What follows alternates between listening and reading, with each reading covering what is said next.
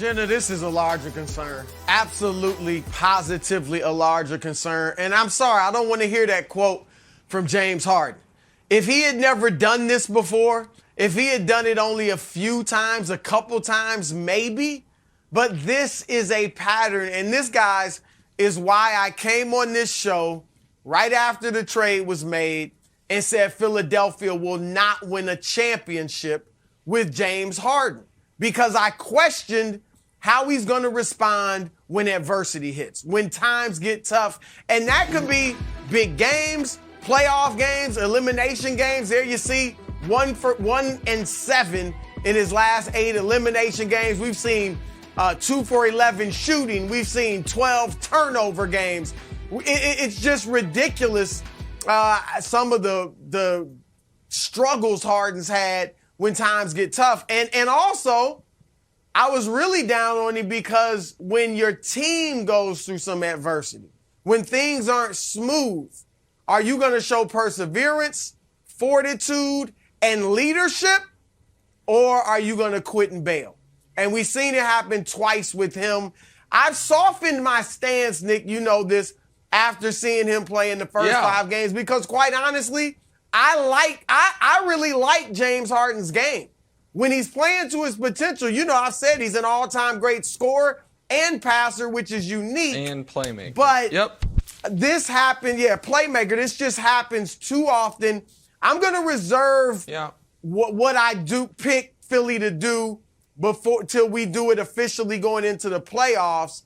But this is the narrative that will shape the rest of the season for Philadelphia and a large part of James Harden's legacy going forward. Yeah, it was a playoff atmosphere, and unfortunately, looked like a playoff game because we've seen this from James before. And this is the tough part of it. This was, in my opinion, Wild's worst-case scenario for Philly. It was that you would be this hyped, this into it. The Nets would show up like it was a playoff game. Joel Embiid, even though he had a tough shooting night, he still found a way to be effective by continuing to get to the foul line. And Harden made 0 2-point baskets. He's 3 for 17. If you remove the Kings game, where we all say he was basically, just trying to play his way out of Brooklyn, this was by game score, according to Basketball Reference, the worst game James Harden has had in at least 4 years. And it's not random. Wow. So that's the concern there. And so, I mean, you're 3 for 17. All your baskets are 3-pointers. You go 0 for inside the arc, and you only get to the free throw line twice. And listen, I'm sure he felt like he should have gotten more of the calls, but this is the bugaboo with Harden, Wilds. There are times where the worst version of Harden is a guy who's not necessarily trying to make shots as much as he's trying to get calls. And if he's not getting them, then he's less effective. Not great. And so I am very high on Philly. Now, unlike Broussard, I haven't changed, I'm not changing my pick week by week. I'm not going to, it's the Nets, it's this, it's that. Lakers. The Sixers are dead, they're alive, they might be dead. I'm Lakers. not doing it. No. I'm talking Eastern Conference. The West Coast over there, it's a time change, it's confusing. I have been riding with Milwaukee all year. I will continue to do so. However, Philly obviously showed you a few days, in the days leading up to this, how dangerous they could be. And last night they showed you how dangerous they can be to themselves.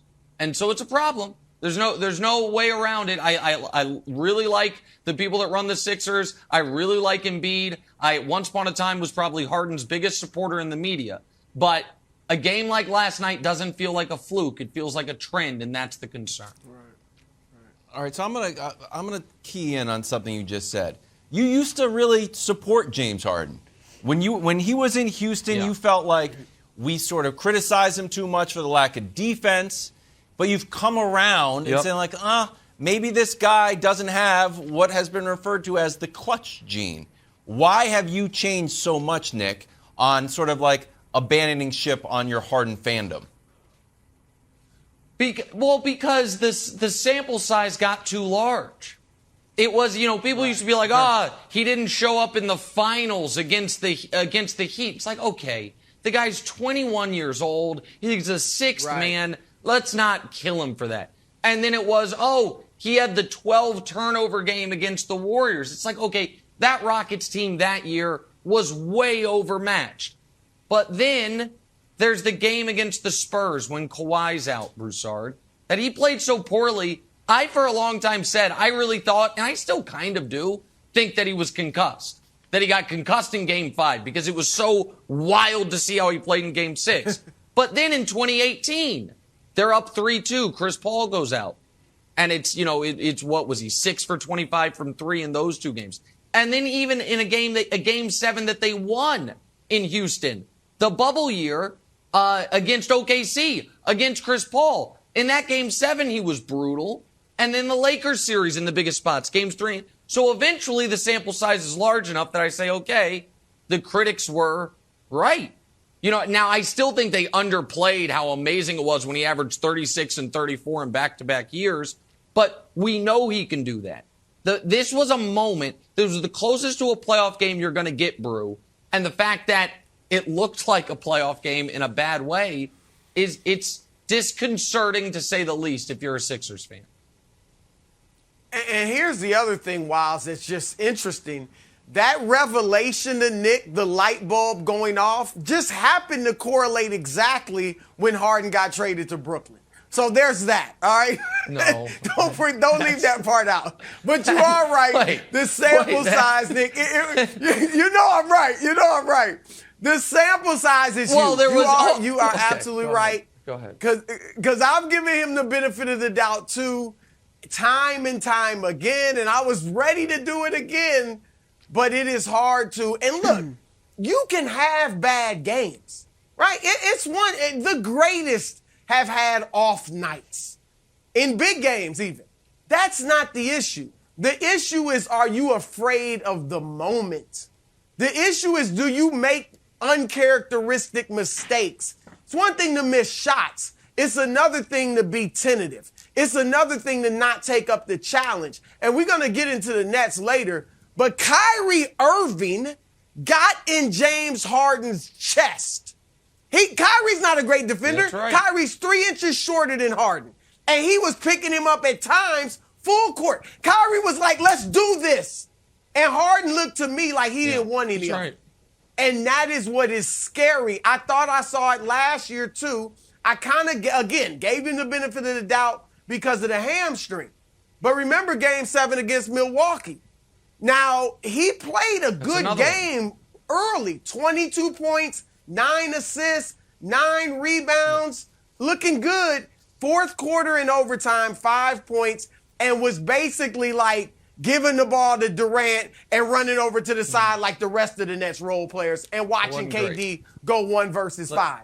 So it's just it's hard to explain. The sample size Nick. is getting bigger and bigger.